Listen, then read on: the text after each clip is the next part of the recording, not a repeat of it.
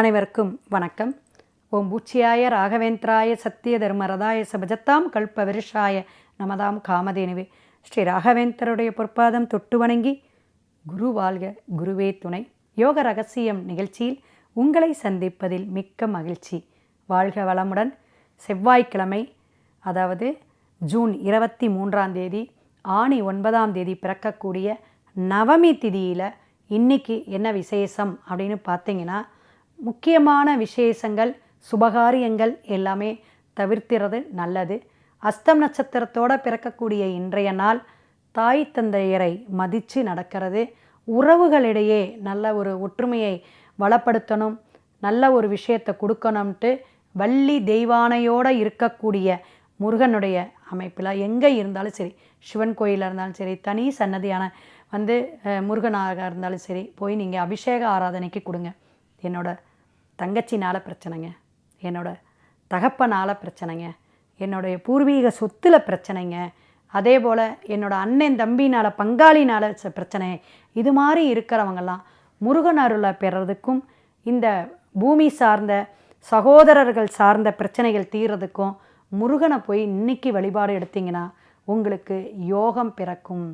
அதனால் ஒரு சாபமோ, அதனால் உங்களுக்கு ஒரு தடை இருந்துச்சுன்னா அந்த தடையெல்லாம் நீக்கக்கூடிய அமைப்பில் இன்றைக்கி சரியான ஒரு வழிபாடு, முறையான வழிபாடு, அற்புதமான ஒரு விஷயத்தை மாற்றி கொடுக்கறதுக்கு முருகன் எம்பெருமான் இருக்கார்.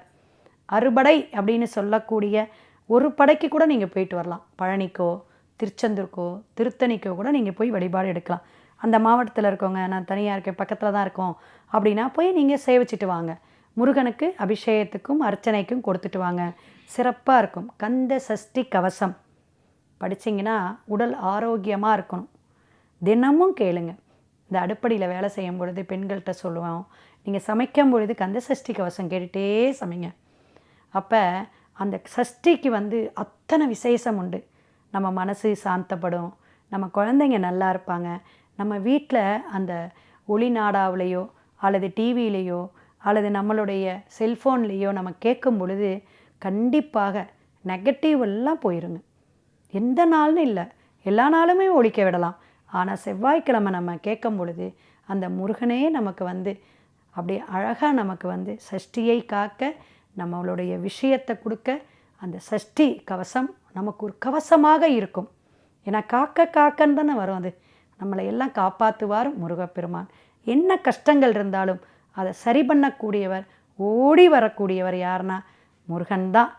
அந்த முருகனுடைய எண்ணத்தில், வழிபாட்டில் நம்மளுடைய விஷயங்கள் எல்லாத்தையுமே பிரார்த்தனை வைங்க.